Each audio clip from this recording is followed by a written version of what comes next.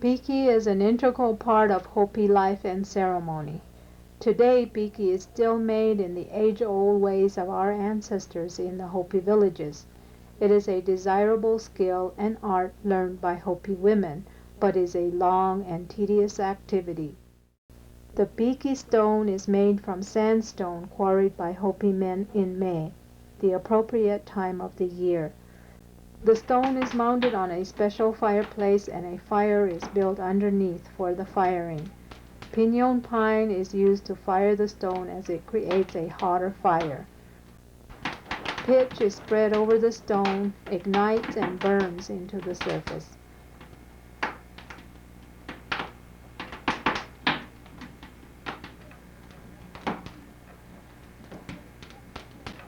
Next, a melon seed mixture is applied to the surface to cure it. Melon seeds are used to season the surface and to create and maintain the non-stick quality of the Piki stone. As the seeds burn, oil penetrates the surface of the heated stone. The stone is then allowed to cool down to the appropriate temperature for Piki making.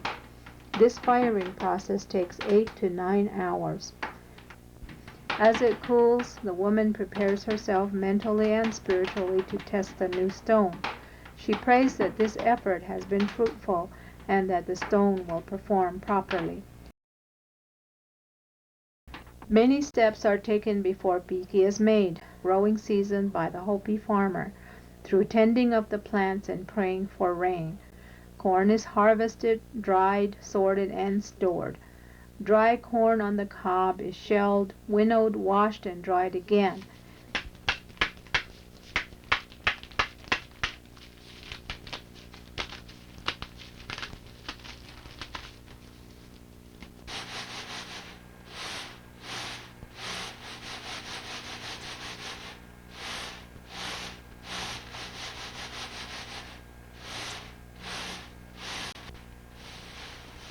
The dry kernels are now ready for grinding into cornmeal. Corn is ground by means of a hand or electric mill, but historically it was ground by hand on a grinding stone. The corn is carefully roasted, ground, and sifted to retain the very fine meal needed to make Piki. The ground cornmeal, about scalding water, is stirred into the meal and into a container with approximately 1/3 to 1/2 cup of greasewood ashes. The ash liquid mixture is strained into the cornmeal and stirred quickly into the dough, which immediately changes the color to deep blue. The chemical changes from the ash fluid activates nutritional values of the Piki.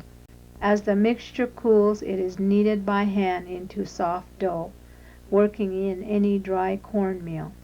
Careful kneading is important and should never be overlooked by a Piki maker. Cold water is added in small portions until the desired consistency is achieved.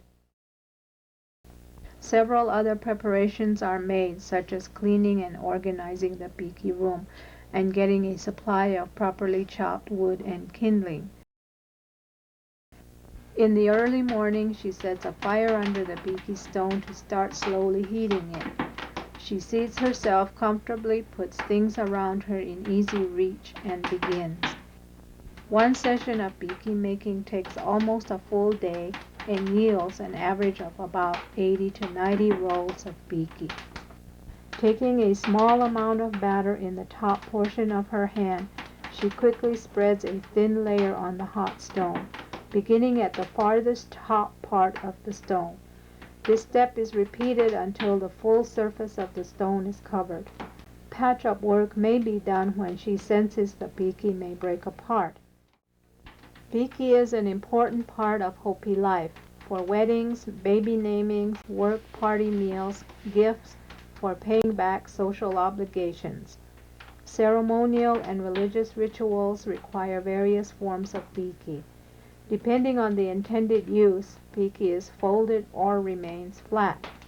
For weddings, 3 or 4 sheets are folded in one large square and stacked 8 to 10 squares for presentation to the groom's family. For initiation into the religious societies, a tray full of unfolded Piki layered on top of each other is presented on behalf of the initiated child to the kiva for the ceremonial father. At the time of death, 4 sheets are folded together to make one square as part of the last meal for the final journey. For the Hopi, Piki has no beginning and no end. It has always been, and it always will be. By Hopi hisat ngak Piki no nova. Ni kapainat song kasutse Piki no novan.